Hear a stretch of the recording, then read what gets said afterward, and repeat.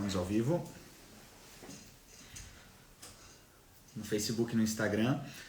Estamos iniciando a nossa live hoje às 19h02, 2 minutos de atraso, mas para tratarmos de alguns assuntos de interesse de todos os servidores, principalmente o Conselho de Fiscalização de Ordem, que hoje a nossa live vai ser voltada para tratarmos sobre a ADC, Ação Direta de Constitucionalidade. Ação Direta de Constitucionalidade número 36 e Ação Direta de Inconstitucionalidade 5367, que estão sendo julgados no Supremo Tribunal Federal essa semana. Iniciou na sexta-feira da semana passada e finalizará sexta-feira dessa semana. E é onde nós estamos pendentes apenas do voto do ministro Toffoli. Então, nós estamos apenas aguardando o Igor, que logo mais já vai entrar, que é hoje a pessoa que vai nos acompanhar, presidente do Sindicato dos Conselhos de Sergipe. Queria agradecer a todos que estão acessando aí, participando com a gente. Assim que o Igor entrar, eu já aceito a solicitação dele aqui e iniciamos quanto ao tema.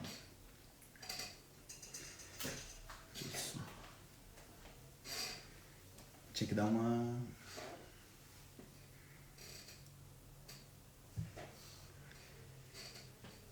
Só aguardando o Igor, pessoal, que já deve estar... Tá aqui. Tá muito alto. Segura aqui.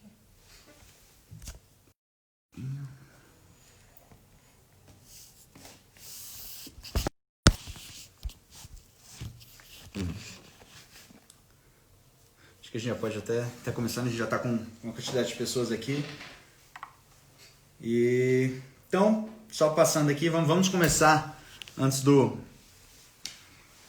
Igor entrar. Agradecer a presença de todos aqui. Essa semana foi uma semana extremamente corrida. Alcides Costa entrou.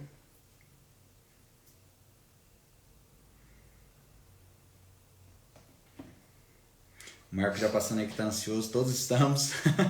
Toda a live aí, uma situação. Igor, acho que você entrou aí pelo sindicato já. Se você quiser encaminhar aí o pedido para a gente começar, eu já aceito aqui para compartilhar a live.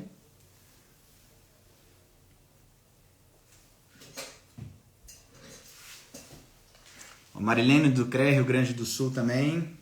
Já respondendo, a DIN 2135 não entrou. Então, infelizmente, nós não tivemos a solução da 2135 primeiro, antes da 5367 da DC 36. Pronto. Grande Igor, como é que você está? Tudo bem? Olá, boa noite. Tudo bem? Consegue me ouvir?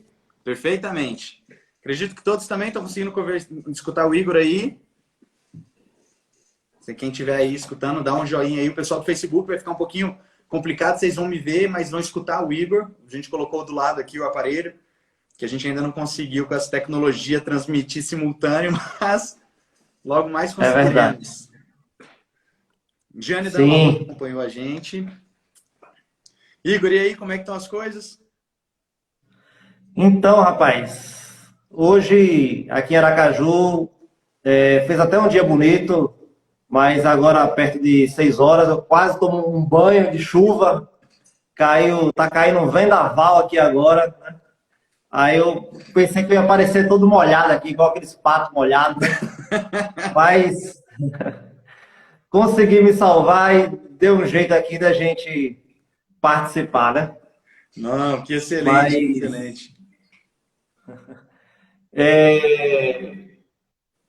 É ótima essa oportunidade, né? Apesar dos pesares desse atual momento da pandemia, né? Isso está possibilitando a gente utilizar outras ferramentas, né? Essas ferramentas de contato direto, né? Onde a gente pode conversar com todo mundo, né? Às vezes a oportunidade que a gente tem, às vezes a gente não tem a oportunidade de estar conversando com a pessoa, de ir no conselho muitas vezes, né? De estar lá diariamente, mas aqui na rede social a gente tem esse contato de pertinho com todo mundo. Exato, exato. Eu falo sempre que são ferramentas que sempre estiveram ao nosso alcance. Instagram, Facebook, sempre teve essa transmissão simultânea, transmissão ao vivo, em que você poderia conversar, sempre existiu isso.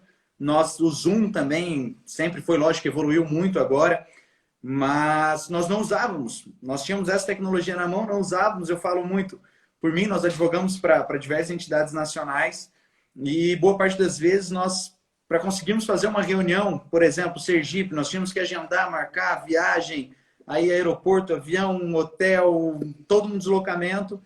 E hoje não, hoje a gente já tem uma facilidade de já começar a nossa reunião aqui com interação de diversas pessoas, de diversos estados, contando a realidade de cada um. E aí, esse exemplo, para mim, ele é o maior da federação de vocês. É um exemplo que nós nos encontrávamos uma vez a cada ano, né? Então, chegava naquela vez, nós passávamos um dia discutindo tudo que estava acontecendo no ano e nós não conseguíamos finalizar. E agora não, agora a gente tem essa possibilidade de discutindo temas praticamente simultâneos aí. Imagina que iniciou na sexta-feira o julgamento no STF, nós já estamos podendo hoje conversar sobre isso, atualizar. Provavelmente sexta-feira nós teremos uma definição do voto do ministro Dias Toffoli e aí semana que vem nós conseguiremos passar exatamente o que vai acontecer com os servidores, qual foi o voto, o que aconteceu. Então, isso tudo eu consegui levar a informação. Eu estou recebendo algumas notícias na live passada.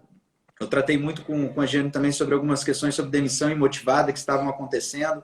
E depois daquela live nós recebemos muitas mensagens no direct, recebemos o WhatsApp do pessoal trazendo situações que estavam acontecendo com eles e que eles não sabiam sobre essa questão. Olha, não pode ter demissão imotivada. No Tocantins, hoje eu conversei, logo mais ela deve entrar aí também, com a Anne Raquel, uma pessoa que a mãe dela foi demitida na semana passada sem motivação no CREA. Imagina, a gente tem uma situação dessa e aí eles, a partir daqui da live, eles obteram essas informações, aí nós já estamos compartilhando petição para ajudar no processo deles. Então, essa interação que a gente tem, que nós estamos conseguindo ter a partir do Facebook, Instagram, dessas lives que nós estamos fazendo, elas têm trazido um bom resultado. Eu espero que continuemos assim, né? E com interação legal do pessoal também. Sim, é verdade. Eu acho, assim, recentemente, inclusive, eu estava acompanhando os vídeos do Congresso. Não sei se foi o Congresso, se foi a plenária que a Federação fez recentemente, acho que foi aí em São Paulo. E não lembro quem foi o expositor, mas eu lembro que ele disse exatamente assim: o sindicalista, o sindicato que não acompanhar esse mundo da tecnologia vai ficar para trás, né? Então, a gente tem tido um esforço, né? Porque a gente, na verdade, não tem esse hábito de estar conversando com a câmera, né? Digamos assim. Eu estou sozinho, eu estou no sindicato agora e não tem ninguém. Na verdade, tem vocês aí do outro lado, né? Mas a gente não tem esse hábito, né? E assim, eu parabenizo até você por estar fazendo esse esforço de uma forma semanal, né? De você estar atrás de conteúdo, inclusive, de estar fazendo esse debate. Porque essa tarefa da comunicação, isso tem que ser cotidiano, né? Porque a gente é bombardeado pela imprensa, né? A imprensa de maneira geral, né? A imprensa que se chama de mainstream, né? O que se chama os principais meios de comunicação, né? Muitas vezes os sindicatos têm pouco espaço, né? Ou então quando, por exemplo, está tendo a greve dos Correios agora, né? Eu acho que é uma oportunidade que, mesmo a gente sendo de outra categoria, é muito importante que a gente possa dar esse apoio, essa visibilidade para tudo isso que está acontecendo agora, porque uma vitória dos Correios, dos carteiros lá que estão lutando contra a privatização da empresa, é uma vitória nossa também, né? Que somos servidores públicos, né? O governo está querendo aí agora fazer uma reforma administrativa que vai acabar com a carreira do funcionário público, quer acabar com os concursos, quer colocar a turma toda para ser CLT. Aí o cara fala, mas Igor, mas eu não vou ser atingido, é só para quem vai entrar depois. Mas, cara, se a gente não lutar agora, né? O enfraquecimento ele é real, amanhã né? somos nós, né? O enfraquecimento é de todos. Eu sempre digo isso. Nós somos os advogados dos Correios. Quem acompanha a gente aí no Instagram, no Facebook, eu sempre posto que todo dia eu estou em ato com eles aí. Hoje, nós fechamos aqui o centro de distribuição do aeroporto, em que ele abastece não só o DF, mas também o Goiás. Nós fomos lá, negociamos com a polícia, até apareceu a Polícia Federal hoje lá, uma coisa que não é nem competência deles, foram lá dar uma pressão na gente. A gente sabe porque hoje o aparelhamento do Estado, não só a Polícia Federal, ela é utilizada como um braço aí, e a gente tem visto isso, e hoje nós vivenciamos isso na prática lá. Então nós temos toda uma negociação, só que hoje, só nesse ato, nós tivemos o apoio do Sindicep, que são servidores públicos, nós tivemos o apoio da CUT, nós tivemos o apoio do Simpro, que são os professores, do pessoal do comércio foi para lá, o pessoal do Conselho de Fiscalização de Ordem também passou lá. Então, assim, todo mundo tem que entender que essa realmente hoje não é uma briga não dos Correios, não, é uma briga contra a política de privatização e esvaziamento. Essa é a briga que nós temos nesse momento. Não é uma coisa vazia, né? Não é uma situação em que, não, que os Correios que se lasquem, que a gente escuta muito aí, né? Não, boa parte aí votou no Bolsonaro que se resolva. Só que não é uma política de governo que nós estamos vivenciando e que vai acontecer daqui para frente. Então é uma realidade, né? E eu espero que esse debate isso. E esse debate a gente tem que trazer para as redes sociais, né? Fazer essa batalha. A gente viu que foi as eleições de 2018, né? Começou em 2016, né? A gente achou que talvez não fosse verdade, né? Mas acho que a ficha começou a cair quando a gente viu a vitória do Trump lá nos Estados Unidos, que utilizou muito esse meio de comunicação, o Facebook, né? O WhatsApp, né? E isso veio para aqui para o Brasil e acho que é um papel nosso agora também se apropriar dessas ferramentas, né? Nós temos militância para isso, né? Independente de central sindical. Eu acho que agora é a oportunidade que todos os sindicatos, toda a esquerda tem agora, né? Deixar as diferenças de lado, né? E a gente construir uma unidade em defesa do serviço público, em defesa da classe trabalhadora. E, de uma certa forma, é esse o objetivo hoje aqui da nossa live também, né? De trazer informação para a nossa categoria, né? Porque Exato. tem gente, se acredita que tem servidor público, de conselho, que não sabe que está rolando esse julgamento, que não faz ideia do que é, que acha que não é com ele, né? Então, tem gente que acha que não vai me atingir, né? Eu estou aqui no conselho há 10 anos e é isso mesmo, né? Então, acho que a gente, de certa forma, poderia começar assim, né? Eu vou dar um entrevistador, apesar que você começou a abrir a live, mas eu acho que era falar para essa turma que ainda não caiu a ficha, o que é que está acontecendo, Bruno? Né? Tá tendo um julgamento aí, que isso vai me atingir de alguma coisa, esse julgamento é sobre o quê? Cheguei agora. E aí? Então, é o que você falou, né? Nesse momento, hoje, eu acredito que está na pauta os dois principais julgamentos para tratar sobre o regime de contratação de servidores de conselho. Eu acredito que a 2135 ainda é muito mais ampla, né? Apesar da DI 5367 e a DC 36 tratarem apenas de servidores de conselho, a 2135 nós estamos falando de servidores, todos os empregados públicos que foram contratados pela administração direta ou indireta, desde aí de sempre, que ainda permanecem na CLT, a resolução deles vai ser através da 2135, boa parte sequer sabe o que está acontecendo. Isso é uma realidade. O que você está colocando aqui não é nenhum bicho de sete cabeças, a gente tem vivenciado isso, como você disse, as pessoas não sabem o que está acontecendo agora no Supremo Tribunal Federal, plenária virtual lá, está com julgamento virtual sobre essa matéria. Então, assim, primeiro, vamos tratar do que diz respeito exclusivamente aos servidores de conselho, que não é nenhum dos encontros, as duas estarem acontecendo ao mesmo tempo. Então, assim que todo mundo até fala, mas a 2135 e 5367 serem no mesmo período.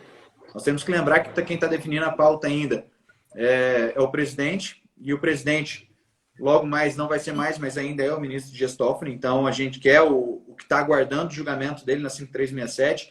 Então, não é uma coincidência, sempre digo isso, que principalmente na realidade jurídica a gente não tem coincidências. Então, a intenção do Toffoli ter solicitado, quem solicitou a inclusão da pauta de julgamento da 5367 foi o ministro Dias Toffoli, ele que pediu para incluir, e quem pediu na 2135 também, quem incluiu em pauta foi ele. Quanto à questão, primeiro, da 5367, lá está sendo discutido exclusivamente qual será o regime de contratação de servidores de conselho, CLT ou RJU, qual vai ser o aplicado.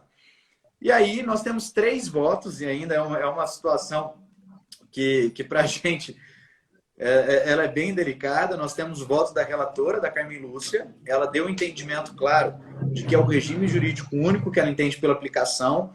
Primeiro, nós temos a 1717, que definiu que os conselhos são autarquias. tem o poder de polícia, tem diversas a questão da fiscalização, regulamentação, punição, multa, anuidade, tributo. Então ela falou que, olha, tudo isso daqui caracteriza como uma autarquia federal, você não tem uma condição de fazer uma interpretação distinta. Então a 1717 já trouxe isso. E aí vem aquela questão, 2135 trouxe essa liminar e tem sido aplicada na jurisprudência até hoje, e a Carmen Lúcia, ela é muito... O voto dela, apesar de ser sucinto, ele é muito claro ao momento que ela diz. Não tem como esses servidores de conselho serem considerados CLT pela atribuição que eles têm, pelo que eles desenvolvem, pelo que o conselho é. Eles não conseguem desempenhar essas atribuições sendo seletistas. Eles têm que ser servidores do regime jurídico único. E o voto dela é desse jeito, ela é acompanhada por 3 ministros. Eu até deixei aberto aqui para dar uma colada, que aí é o Lewandowski, o Marco Aurélio e o Celso de Mello estão acompanhando a ministra Carmen Lúcia nesse entendimento do regime jurídico único. Ela deixa ainda em aberto o que vai acontecer com os servidores antigos, ela ainda não traz isso, mas nenhum dos votos traz, e é o que a gente sempre defende, que nesses casos nós ainda teremos que fazer o acompanhamento, depois embargos de declaração, para poder ir esclarecendo todas as dúvidas que todos têm. Não é Nós temos diversas situações, pessoas anteriores a 88, pessoas que foram contratadas anteriores a 2001, aí, que foi a época da DIN 1717, que transitou em julgado em 2003. Nós temos pessoas que foram contratadas de 2003 a 2007, sem concurso público. Depois de 2007, concurso público. Depois... Então, como é que vai ficar essa situação? E quem foi contratado por concurso público, mas não foi regime jurídico único? Então, todas essas situações elas vão ser resolvidas, esclarecidas, depois em embargos de declaração. Mas, nesse momento agora, Carmen Lúcia falando, são autarquias, como autarquias, servidores são regime jurídico único. Aí nós temos o voto do Fachin. O voto do Fachin ele é bem bacana porque ele é híbrido. O Fachin ele fala o quê? Não, se na lei que criou o conselho tratar ele como autarquia, os servidores são regime jurídico único. Se for omisso na lei que criou eles, aí pode ser seletista. Só que aí entra naquela situação, né? Todos os conselhos têm a mesma natureza, desempenham as mesmas atividades. Então, se os conselhos eles têm essa mesma natureza, como é que eu vou fazer distinção simplesmente porque a lei que o criou não supriu uma necessidade quanto a se é autarquia ou não é? Já foi definido isso, 1717 já tratou que eles são autarquias, então não cabe agora Fachin, mas aí o Fachin fez esse julgamento. Esse julgamento, para mim, e eu já disse antes, ele se aproxima muito mais da Carmen Lúcia do que o do Alexandre de Moraes, tanto que tem uma DPF que está sendo julgada em conjunto, aonde nessa DPF o próprio Fachin ele acompanha a Carmen Lúcia. Ele traz que acompanha a Carmen Lúcia, mas diverge em algumas pequenas partes. Então, na DPF, inclusive, ele julga hoje servidores como regime jurídico único, então, que é algo que é importante nós sabermos, né? Então, ele se aproxima mais da Carmen. E aí, por último, nós temos o voto do Alexandre de Moraes. Atualmente, o voto do Alexandre de Moraes está sendo acompanhado por mais 4 ministros, que aí é o Gilmar Mendes, o Barroso, o Fux e a Rosa Weber. E a Rosa Weber ela, o Fux, para mim, foram uma das pessoas que foram contraditórias, decorrentes da jurisprudência, dos votos deles anteriores. Votaram agora pela CLT, contrariando todo o posicionamento que eles tinham até aqui. Mas, mais uma vez, normal isso, né? A gente está vendo uma realidade onde o STF julga de acordo com o momento e com a política do governo que está. Isso não é uma novidade para ninguém. Mas o voto do Alexandre de Moraes, ele traz o quê? Que os conselhos seriam autarquia sui generis, e por serem autarquia sui generis, eles poderiam ter aplicação da CLT, do regime de contratação seletista. É um absurdo, né? É um absurdo. Hoje, e aí eu vou citar uma coisa aqui, a Patrícia está comentando aí bastante, que é uma pessoa que tem uma atuação muito bacana com a gente, ela sempre interage, e ela deu um esclarecimento recente em um dos comentários que foram feitos no nosso Instagram, onde ela respondeu e deixou bem claro. Não cabe poder de polícia para quem é seletista. O que acontece? Quando a pessoa vai desenvolver um poder de polícia e ele vai na representação do Estado, ele tem que ter o servidor público dentro das características aí do artigo 39 da Constituição para frente ali. Ele tem que ter toda a parte de autonomia, ele tem que ter estabilidade para desempenho, ele é um braço do Estado. Então, nós temos diversos requisitos em que prevêem a necessidade de ser servidor público para desempenhar as atribuições que hoje são vinculadas aos conselhos, principalmente os fiscais, mas entre outros que estão lá dentro. E então, assim, o voto do Alexandre de Moraes é dessa maneira, ele vem falando de autarquia sui generis, poderia ser a aplicação da CLT, mantendo o ingresso por concurso público, isso aí os três mantêm, então ele mantém o ingresso por concurso público, e, consequentemente, a demissão só pode ocorrer de maneira motivada, só que ele esvazia a estabilidade. A gente até se colocou aqui no nosso Instagram distinção entre estabilidade e demissão motivada, e esse é um ponto que ele é crucial nesse momento que nós estamos, porque a gente tem que entender que a partir do momento que não é servidor público RJU, ele vai para a CLT, você perde a estabilidade. Então, você fica à mercê de realmente ter algumas atuações do conselho em que aí, além, tudo bem, vai ser demitido só por parte, só que se o cara não tiver uma disponibilidade orçamentária, já é uma situação diferente. Se aí você tiver um fechamento de alguma, não sei, de repente, o CREA Rio Grande do Sul não está dando mais conta, vai fechar o CREA Rio Grande do Sul e o CREA Santa Catarina vai virar um CREA do Sul ali que vai pegar 3 estados. A gente tem isso, o COFITO faz isso, que é o COFITO, eu acho que é a 4ª região, 3ª região. O COFITO faz isso, é um dos exemplos que nós temos. Então, e aí o que acontece? Vai ter que ser reaproveitado? De repente, não, só vai manter os funcionários que estão em um conselho. Os demais vão ser, mas eles não têm estabilidade. Então, talvez isso aconteça. É uma briga judicial que a gente vai ter muito longa ainda. Então, o posicionamento do Alexandre de Moraes sendo CLT, eu entendo que é um posicionamento completamente absurdo. A gente vai tentar esclarecer todas essas dúvidas que nós temos. Dentro do caso Sagre vitorioso, nós teremos que esclarecer isso no voto do Alexandre de Moraes, com embargo de declaração, e nós somos amicus curiae, e nós vamos fazer isso. E só explicando, às vezes eu vou falando um linguajar meio jurídico, e aí as pessoas vão perguntando. Eu estou vendo aqui que tem um pessoal perguntando o que é amicus curiae, o que é jurisprudência. Então, É um amigo da corte. Hã? É um amigo da corte. O amigo da corte.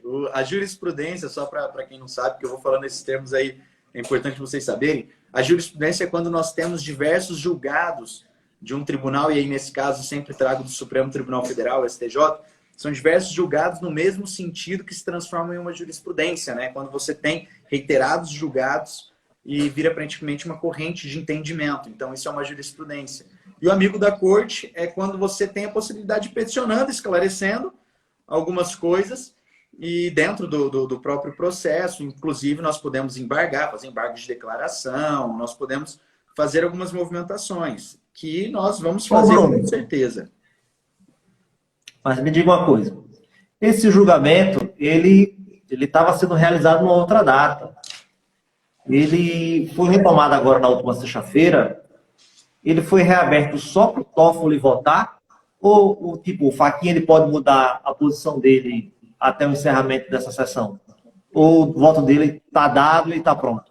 Outra coisa, você não acha muita coincidência esse voto, digamos, que tem sido majoritário até então, ser justamente do Alexandre de Moraes, um ministro que acabou de entrar na casa, né?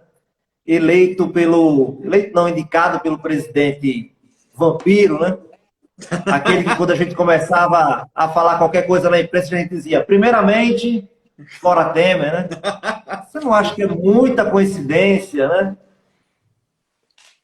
É o que eu falo, né? Coincidência nesse meio não existe. Colocando aqui, o posicionamento do Alexandre de Moraes, ele é até mais radical do que isso. Eu acho que muitas pessoas têm ciência que ele é um dos ministros que deu, acho que nós temos pouquíssimos ministros que fizeram um posicionamento como esse, mas ele foi o primeiro a dar o posicionamento da demissão de todos os servidores que foram contratados em conselho de maneira que não fossem ou por concurso público, já direto para o regime jurídico único. Ele deu uma decisão extremamente temerária, aonde foi já feito o agravo interno para poder ser discutido isso no plenário, mas ele foi o primeiro dessa corrente. Então, esse voto dele agora para o CLT, com certeza depois vamos ter outros desdobramentos. O posicionamento dele é mais radical nesse ponto. E ele tem um posicionamento onde a maioria já tem seguido ele aí, que são 4 ministros, com ele 5, aonde com certeza nós teremos um prejuízo maior depois. Só que ele já é uma das pessoas que... ele já é um dos ministros que ele tem um posicionamento de redução do Estado. Ele já tem diversos julgados que ele tem dado aí, tem seguido nessa linha mesmo de esvaziamento do Estado, retirada aí, como nós falamos, do regime jurídico único, colocando para a CLT. Ele tem esse entendimento e alguns ministros têm seguido ele nesses posicionamentos aí complicados, né? E qual foi a primeira pergunta? Não, queria ver se a gente... Você falou uma coisa que é verdade, o tempo voa e já vai dar 7h30, 7h27, né? E eu tenho perguntas aqui de gente que mandou de todo lugar do país, né? Mas eu estou vendo que está entrando muita gente aí, que eu conheço, inclusive, gente daqui de Sergipe, gente da Paraíba, né? E eu queria, primeiramente ou segundamente, mandar meu olá para todo mundo, né? Meu boa noite, né? Uma coisa que eu esqueci, que eu tenho costumado fazer, que é me solidarizar, né? Porque a gente está no momento ainda que aqui em Sergipe os casos diminuíram bastante de Covid-19, mas a gente está chegando a uma marca importante, digamos assim, que são quase 4 milhões de contaminados no nosso país, quase 123 mil mortos, né?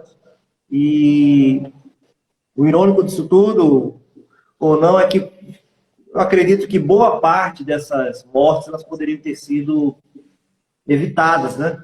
E a gente está vivendo uma situação onde muitos conselhos têm entrado nessa onda, influenciada pelo governo federal, de que é uma gripezinha, que é um protocolo, basta ter um protocolo, né? E, inclusive, o protocolo mais importante, que é o distanciamento, a gente não tem conseguido fazer, né? Fazer esse distanciamento, e muitos trabalhadores de conselhos estão sendo obrigados a trabalhar.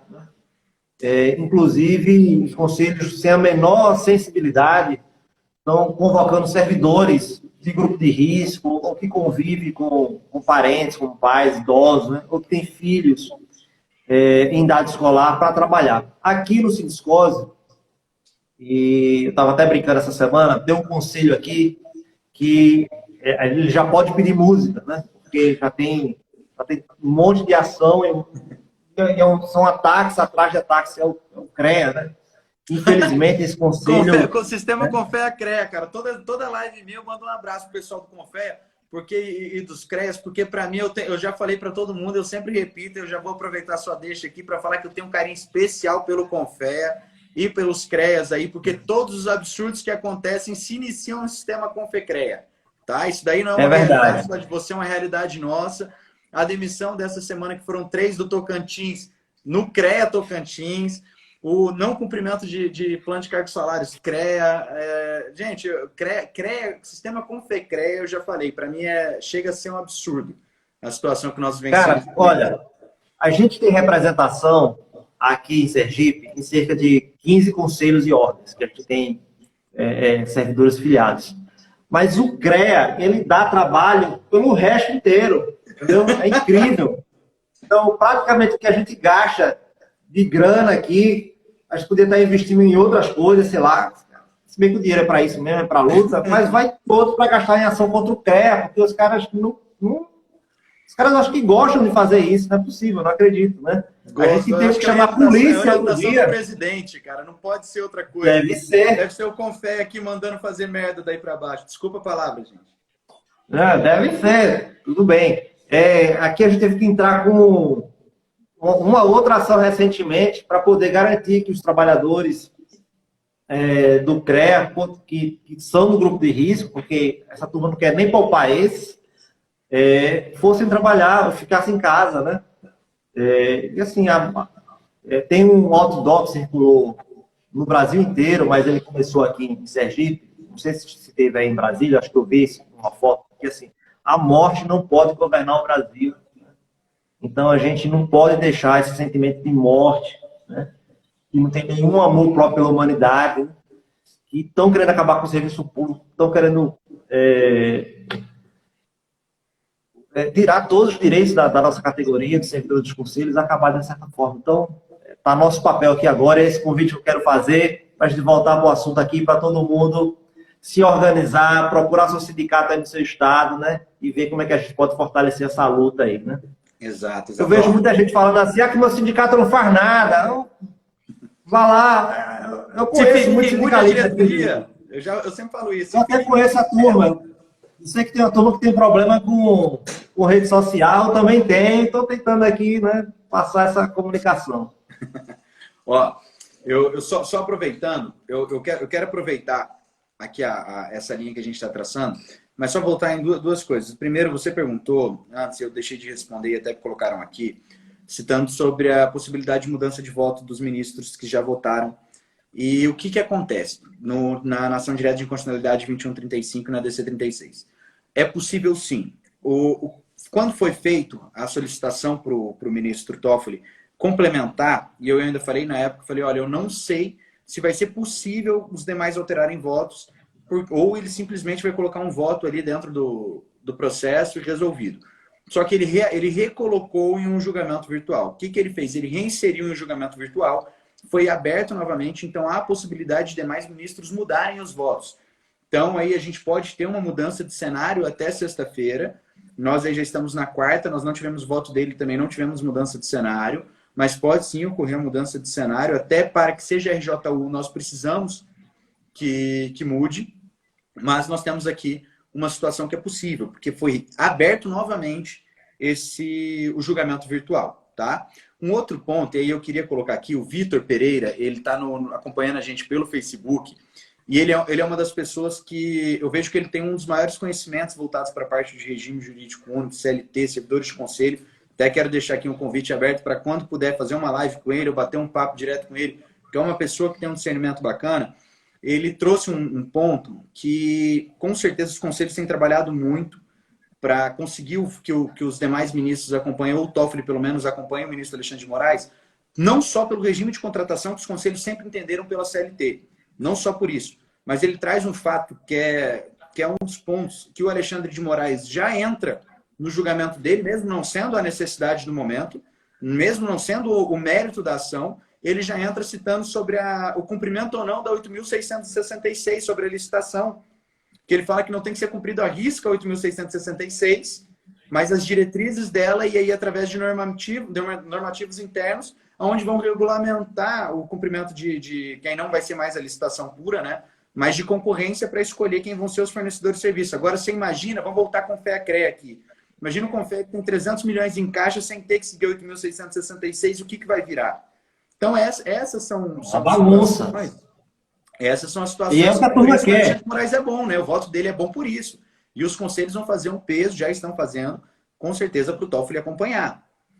Então, é uma situação que nós temos aí que vale a pena ficar de olho. Então, tem a possibilidade de demais ministros mudarem. De repente, se o Fachin mudar o voto dele e acompanhar a Carmen Lúcia, aí nós temos aí sim a definição já de qual vai ser o sistema. Se vai ser regime jurídico único ou CLT. Mas como ele colocou isso daqui, eu me senti na necessidade de compartilhar essas informações. Também parabenizar ele, porque ele sempre vem trazendo cooperações e informações dentro do nosso Facebook. Então, é uma pessoa que eu sempre respeito os posicionamentos dele. Então, já passar isso daí. E aí, assim, voltando agora passando aí, esperando esse tema que a gente já iniciou aí, falando da DC e da DI, mas vindo agora para a questão do retorno ao trabalho, na época de pandemia, eu acredito que, assim, vou dar o exemplo de Brasília, tá? Brasília, o pessoal, quando estava em isolamento social, vou te colocar aqui que não respeitavam mais, virou praticamente uma grande férias, tá? Lá onde eu moro tem quadra de esportes, quadra de vôlei, pessoal jogando vôlei, parquinho cheio, jogando futebol na quadra, virou uma grande férias. Aí é complicado, e aí é o que eu sempre digo, às vezes aí fala assim, não, vai retornar ao trabalho, mas ninguém cumpriu o seu papel quando deveria, não respeitaram o isolamento. Isso para mim é o primeiro ponto que eu acho que todos têm que ter essa consciência. Que quando a gente faz a questão do isolamento, ou quando faz para o grupo de risco não voltar ao trabalho, quem coabita com o grupo de risco, ou quem tem filho em idade escolar, não é para poder garantir que fique em casa sem trabalhar. Ou aproveitando aí em férias, em aglomeração, porque senão vai piorar. A ideia é você não se expor ao risco.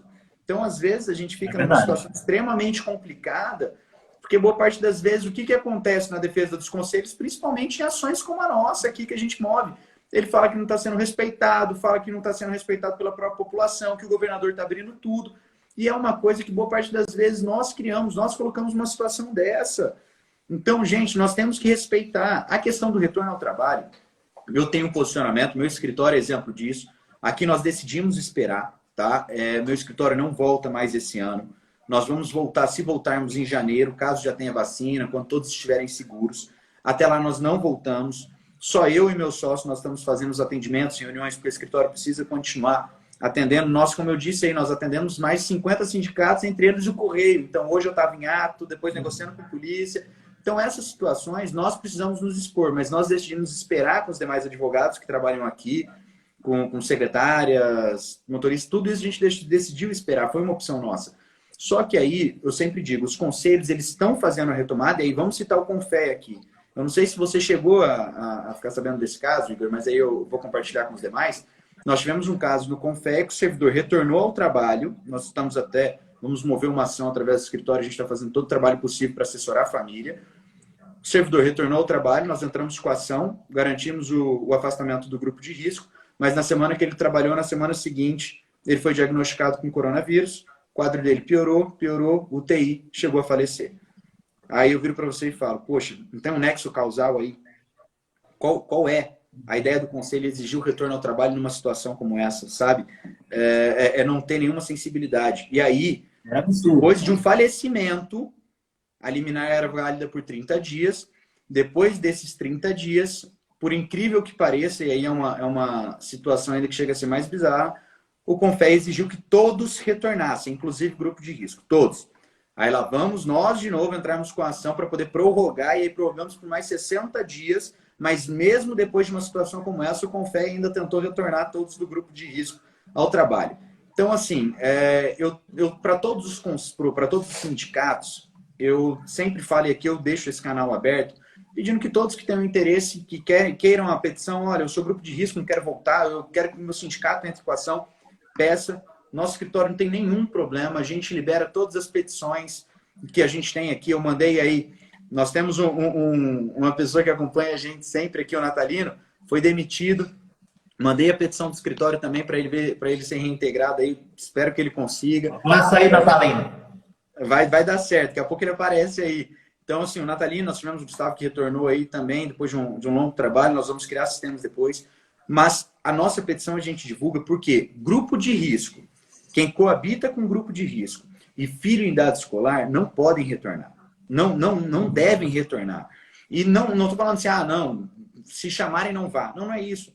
Mas procure o sindicato, peça que entre com uma ação que nem você colocou aí. Vocês entraram com a ação para impedir que o pessoal retornasse. Esse é o papel do sindicato. Nós temos que hoje sermos qual é o papel do sindicato, a última linha de defesa do trabalhador. Olha a Natalina aí mandando estou aqui. Então, assim, isso é uma situação que nós temos que fazer, nós temos que pegar e impedir o retorno ao trabalho, para não acontecer mais casos como esse aqui do Confe, que um servidor faleceu. Poxa, pegou no Confe ou não pegou, a gente vai descobrir isso no curso do processo que vai ser movido. Só que a única coisa que eu posso trazer é que olha a situação que se chegou, inclusive depois pedir para retornar. Então eu sou contra o retorno do grupo de risco, sou contra o retorno de quem coabita com o grupo de risco ao trabalho presencial, entendo que tem que ser mantido o teletrabalho, e quem tem filho em idade escolar, que as escolas não retornaram. Eu não conheço um estado que a escola retornou ainda. Então, como é que é? A pessoa vai ficar com quem? Você vai exigir que fique com uma babá, e você vai exigir que a babá venha de ônibus. Então, vai colocar sua família em risco do mesmo jeito.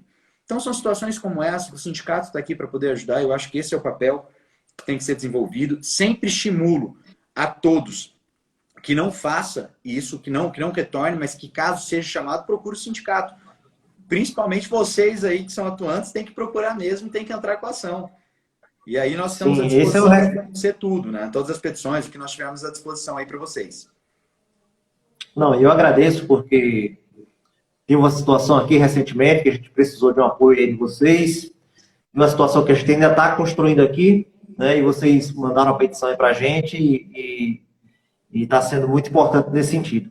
Eu queria ver com você, Bruno, de repente, para a gente tentar fazer um bate-bola aqui, para a gente ver se a gente consegue fechar o tempo, porque eu passei a tarde de hoje acompanhando a sessão plenária do STF, né, para ver se entrava, se entrou na pauta, entrou, mas os caras não julgaram, né, passaram.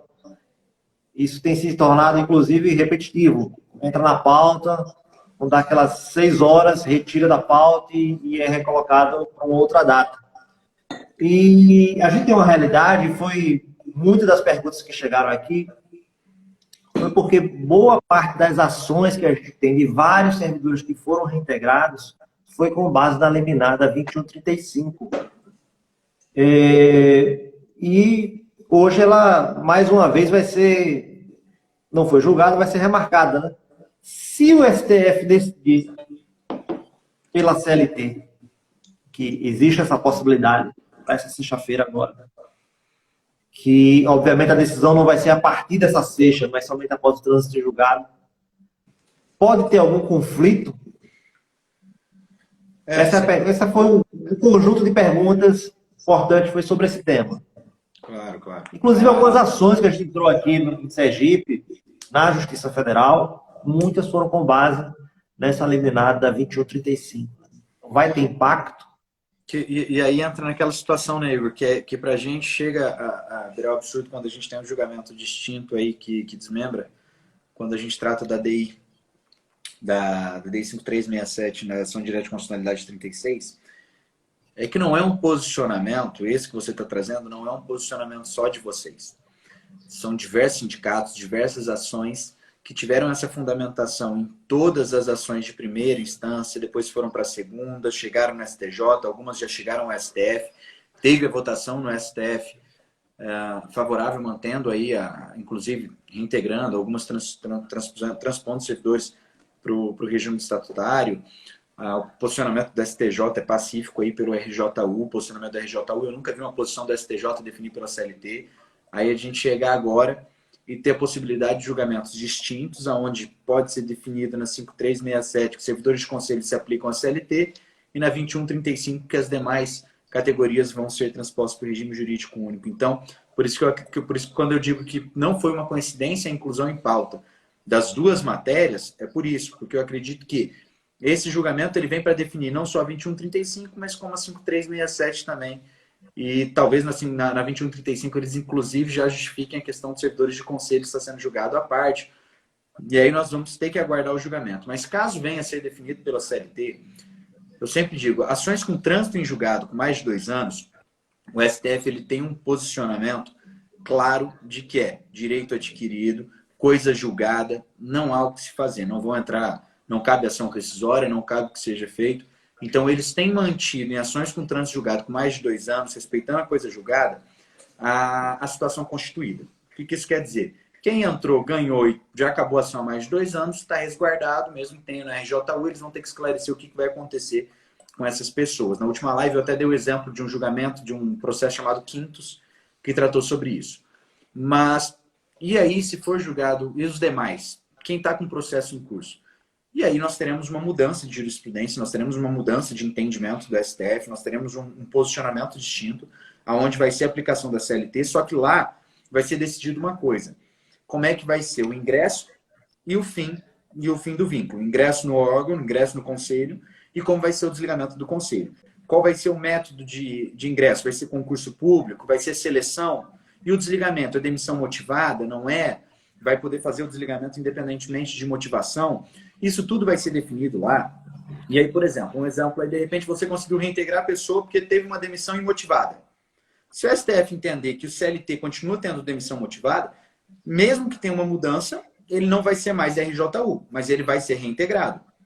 Esse é um dos pontos que a gente já tem que deixar com pacífico. Por quê? Porque a demissão aconteceu de maneira equivocada, de maneira imotivada. Ô, Bruno, desculpa te interromper. Tá chegando informação aqui, eu tô vendo aí nos comentários, aqui pelo WhatsApp, aqui tá me chegando também, que a 2135 foi recolocada para amanhã, o primeiro item de pauta do STF. Então, acho que reforça essa tese aí, realmente, que, de fato, é possível que tenha uma definição essa semana e as duas sendo julgadas em conjunto, né, para ter um posicionamento, uma decisão uniforme, né? Sim, sim. Bom, quando eu vi que a 2135 estaria para hoje, né, e aí, ao mesmo tempo, na mesma semana da 5367, eu acreditei, eu formei a convicção que, de fato, eu achei que as duas seriam julgadas após tantos anos, enfim, esta semana, né? Quando eu passei a tarde inteira e que não vi que não foi julgado nada, eu perdi um pouco as esperanças, né? Mas agora chega essa notícia aí, que os colegas estão colocando aí nos comentários, né, que está para amanhã, o primeiro ponto de pauta, então acho que fortalece aí esse entendimento. Provavelmente não seja concluído amanhã, porque é uma matéria extensa, nós teremos votos extensos, mas, como eu disse, eu não vejo nenhuma coincidência de colocar a 5367 junto com a 2135. E aí até o Vitor está esclarecendo aqui uma Mas coisa. eu estou sentindo um cheirinho aí de RJU, você não está sentindo não, porque... Estou numa esperança de ser, que você tem noção. Um cheirinho. A 2135, ela, e aí até foi esclarecido aqui nos comentários pelo Vitor, que é aquele que eu te falei que é participante, que ele é uma pessoa bem instruída. E realmente, o que ele traz é que não vai definir pela CLT ou RJ, vai definir sobre como foi feita a emenda constitucional, se ela é devida, se ela foi correta ou não foi, se foi cumpridos os requisitos ou não foram.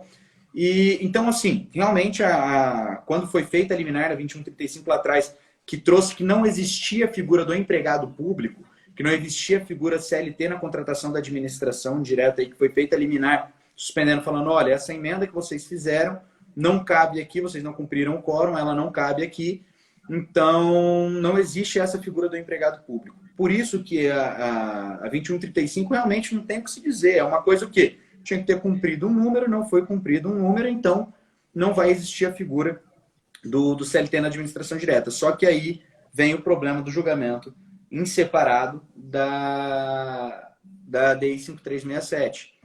Por isso que a gente tem que fazer uma análise, sempre quando a gente vai tratar do assunto, até essa semana quando nós fomos falar, nós sempre fizemos uma análise da 5367, da 36, em conjunto com a 2135, porque você não consegue hoje, infelizmente, você não consegue fazer uma análise apartada.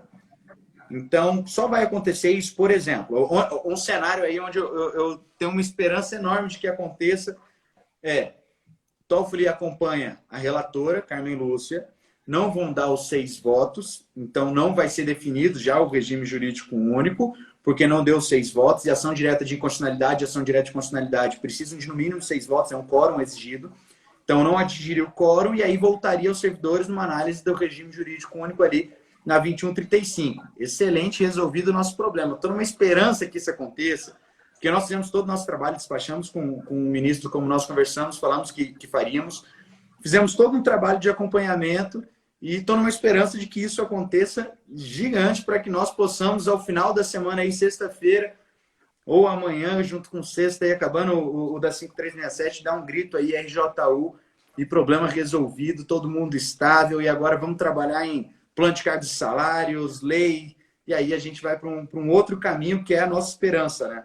Estamos aí esperando, sentindo esse cheirinho aí, até para trazer uma segurança para todos que estão aí em conselho há tanto tempo, né? É que assim, aqui no Nordeste a gente costuma muito dizer que notícia ruim vem a galope. E acho que de repente, se fosse CLT, de repente eles já tinham resolvido isso, já tinham julgado, né? E aí, de repente, já tem 5 dias aí, o Toffoli não coloca. Eles estão guardando isso para o finalzinho, para não ter muito questionamento, muito barulho. Mete lá o RJU, acabou o julgamento e chato, mas sai correndo. Né? Então, eu estou sentindo que é isso, né?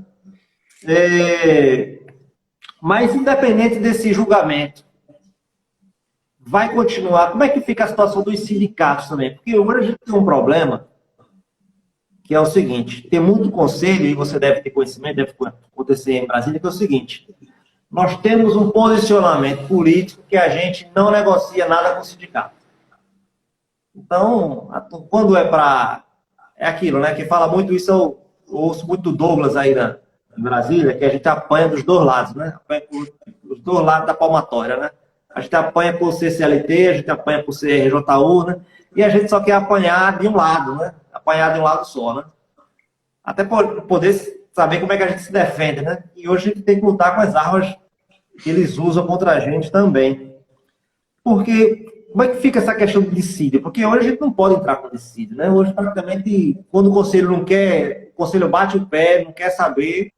Se a gente não tem um processo também de mobilização, porque eu acho que a diferença está justamente com o servidor, que hoje ele tem estabilidade, ele precisa saber isso, que a nossa força está na nossa mobilização. Então, não tem juiz, não tem TCU, não tem PT, não tem órgão que segure a força da mobilização. Então, se a gente tem a nossa categoria mobilizada, isso, de uma certa forma, pressiona. E o que a gente tem de problema hoje, que a gente joga tudo para a justiça, né? E agora a gente está numa situação, da nossa categoria, por exemplo, que nem para dissídio a gente pode partir, né? Porque o entendimento que tem tido dos tribunais aí é que os conselhos não fazem dissídio, né? Não só os conselhos, né? Essa figura do servidor CLT, que aí a partir do julgamento da 2135 vai encerrar essa figura, a Camilus fez um julgamento há um tempo atrás onde trouxe que a administração, direta ou indireta, não poderia ter dissídio desses servidores aí, no caso dos conselhos, um exemplo. Vou deixar bem claro aqui para vocês. Vocês são servidores CLT vinculados a uma autarquia. E aí a Camilus falou, não cabe dissídio. Hoje o dissídio, aí eu vou dar o exemplo novamente dos Correios. O que acontece com o dissídio? Os Correios, o dissídio, a partir de agora, existe o dissídio econômico, que é onde se é definido um acordo coletivo de trabalho novo. Tá? Ele não, porque você tem o dissídio que ele não é econômico, ou econômico, um define cláusulas sociais, outro define toda possibilidade de novo ordenamento, e aí, nesse caso, seria um acordo coletivo de trabalho, que é uma legislação específica entre as partes. O dissídio econômico hoje já tem entendimento do TST que só cabe, e também da CLT agora, que esclareceu na reforma trabalhista, que só cabe quando você tem o aval da parte empregadora. Então, os Correios. O sindicato não entrou com dissídio. Hoje tem um dissídio no TST, mas foi o quê? Teve a mobilização, greve, a greve teve uma alta adesão, dissídio coletivo de greve. Aí vai ser definido o acordo coletivo de trabalho deles nessa questão do dissídio coletivo de greve feito pela empresa e que os sindicatos e a federação nós estamos fazendo a defesa lá. No caso de vocês, caso seja, um exemplo, definido pela CLT, os servidores nós teremos que fazer nos embargos de declaração esclarecimento. Tá? Então, a autarquia sui generis, cabe dissídio ou nós vamos ser seletistas e ainda não teremos a possibilidade do dissídio coletivo de greve, um dissídio econômico, entre que ambas as partes concordem. Como é que vai ficar esse ponto? Lá nós teremos que ter esses esclarecimentos, isso daí é um fato que tem que ser feito, uma discussão que tem que ser feita, e eles vão ter que esclarecer, caso vá para a CLT, qual vai ser o caminho referente a dissídios de greve ou não. Quanto à questão aí vai ter a possibilidade de acordo coletivo, mantendo a negociação em acordo coletivo, plano de cargos e salários vai ser definido por portaria, não precisa ser por lei. E nós teremos na CLT você tem uma flexibilização maior em questão de negociação, reajustes anuais e tudo mais. Mas, lógico, depende sempre de uma boa vontade do empregador e da mobilização da base. Regime jurídico único, primeiro, teria que ser definido uma lei, tem que ser feita uma lei com a criação dos cargos, e aí vai ter estabelecido o número de cargos, quantos cargos comissionados, um plano de cargos e salários, quais são as atribuições de cada um, como é que se dá a progressão, tudo isso vai ser definido em uma lei. E aí a 8.112 que traz isso, todos seriam transpostos para o regime jurídico único, só que não caberia mais o acordo coletivo. Ou seja, qualquer reajuste dependeria obrigatoriamente de uma nova lei, um novo plano de cargos e salários, e aí é onde a gente sempre dá o exemplo do carreirão aí do executivo, que está aí há 15, 20 anos sem qualquer reajuste, servidores do Ministério Público, o Alexander entrou aí, servidor do Ministério Público de Rio Verde, que é um dos sindicatos que a gente advoga, Sindicato Nacional do MPU. Nós ficamos 10 anos aí discutindo para poder ter um reajuste, depois que teve, já tem 5 anos também para uma nova briga, nem a recomposição inflacionária tem. Então essas brigas não acontecem, não cabe a negociação. Aproveitando aí, e o FGTS? Estou vendo que muita gente tem essa dúvida aí, está perguntando. Eu acredito que libera, né? Isso a gente, no melhor dos cenários. O que acontece? O melhor dos melhores cenários liberaria. Mas, em regra, não é liberado, porque o que acontece? Se for definido o efeito numa decisão dessa, é ex-tunc. O que quer dizer? Que sempre foi RJU. Tá? Não é ex-nunc daqui para frente. Em regra, quando é ação direta de inconstitucionalidade ou inconstitucionalidade, o efeito é ex-tunc, ou seja, vocês sempre foram regime jurídico único. Se vocês sempre foram regime jurídico único, nunca deveria ter sido recorrido o FGTS. Então, quem tem esse saldo de FGTS que foi depositado pelo Conselho é devolvido, e aí quem sacou não tem problema. Isso daí nós tivemos algumas decisões já de quem foi transposto para o regime jurídico único não sacou o FGTS. O melhor dos mundos seria sacar, mas tendo uma decisão ex-tunc, que aí seria vocês sempre foram RJU, nunca deveria ter tido FGTS. Mas, consequentemente, todos aí voltado para a parte do INSS e regime próprio da Previdência dos Servidores, sendo RJU, todos que foram aposentados anteriores a 2003 se enquadrariam em paridade e integralidade, depois de 2003 proporcionalidade, depois de 2013 o teto do regime geral da Previdência Social, que aí são as reformas da Previdência dos Servidores Públicos, que aí é um outro mundo. Mas o RJU ele teria a devolução do FGTS, mas em consequência aí você teria a devolução você teria aposentadorias também melhores de acordo com a data de ingresso no órgão. E tem 3 minutos aí, daqui a pouco cai a nossa live aí. Tá, então vamos tentar fazer as considerações finais, né? Porque... Pode falar, perdão. Tem outras perguntas aqui ainda, de fato você falou certo, né? Ó, 1 hora não vai dar, não. Mas a turma está perguntando aqui como é que fica a questão do emprego público comissionado, como é que vai ser isso, né? Tem gente perguntando sobre... justamente sobre o que você acabou de falar, aí, a questão do efeito, né? Daqui para frente, daqui para trás, né? Mas eu acho que... E aí eu queria, de certa forma, passar a bola para você concluir. É isso, né? Ó, eu primeiramente queria assim, eu sempre agradeço a participação de todos que estão nos acompanhando. A gente sempre tem uma audiência muito bacana, o pessoal sempre acompanha, sempre é muito interativo. Como eu te falei, 1 hora passa muito rápido, a gente não consegue responder nada.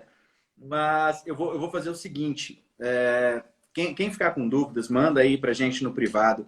Nós vamos compilar todas essas dúvidas, a live vai ficar disponível. E aí nós faremos uma nova live na quarta-feira da semana que vem. E aí nós vamos esclarecer as dúvidas que ficaram pendentes. Quarta-feira da semana que vem, às 19 horas, a gente trata das demais que ficaram pendentes. Aí o Igor vai me mandar também as que ele tem, as dúvidas que ele tem. Vou mandar tudo. Manda tudo. E aí quarta-feira a gente trata sobre esses outros temas para a gente conseguir esclarecer. Eu sempre falo que é impossível a gente esclarecer tudo numa live. E aí... Eu vou te falar, cara, se a gente tivesse uma live de 4, 5 horas, cara, não ia parar, porque é muito, cada coisa, eu sempre digo, quando eu vou fazer alguma manifestação, um vídeo de 1 minuto, eu sempre digo, gente, é um mundo. Vai falar de plano de cargos e salários? É um mundo. Vai falar de estabilidade e demissão motivada? É um mundo. Tudo, cara, tudo quando a gente vai entrar, a gente vai destrinchando, vira uma coisa absurda.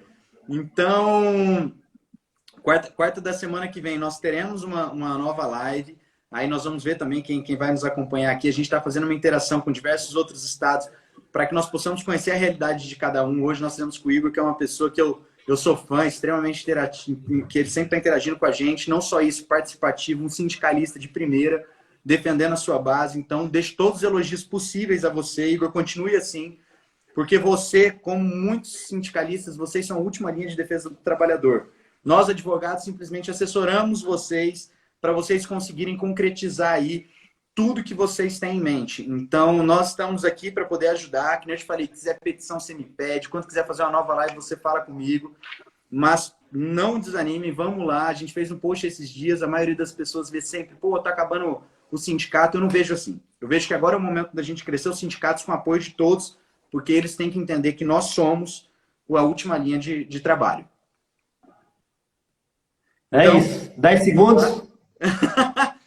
Tem. E aí, eu acho que é isso. Então, eu queria agradecer a presença de todos. Quarta-feira que vem. Quem ficou aí com dúvidas, manda no nosso privado, manda para o Igor aí, quem segue o sindicato dele, sigam o sindicato dele também, que ele sempre posta conteúdo, que é o Sindicosse. Ele vai deixar aí também, manda um alô aí daqui a pouco. Então, quem puder seguir ele, siga. E porque vários conteúdos bacanas, e nós estamos sempre à disposição. E nos mandem as perguntas. Quarta-feira que vem nós faremos mais uma live. E aí, tomara que seja para comemorar o RJU, né? Tomara, eu vou aí em Brasília pra gente comemorar. Tomara. Com certeza. Vamos isso, gente. Muito. Boa noite, obrigado. Foi muito bom estar aqui com vocês. Siga a gente aí, siga o escritório aí do Bruno, siga as redes sociais do Viscose, do meu Conselho BR aí, que é outro perfil também que a gente anima, né? Quem quiser entrar em contato comigo também estou no Instagram, Igor Fernando Baiman, né? Você acha tranquilo e a gente vai conversando. Pode mandar mais perguntas e a gente está sempre aí nesse debate, fazendo a atuação e a defesa necessária da nossa categoria. Muito obrigado, Bruno. Foi um prazer estar com você. Boa noite. Prazer todo meu. Quarta-feira acompanha a gente, hein? Quero ver você aqui também. Vou estar ligado. Valeu, um grande abraço. Tchau, gente. Boa noite.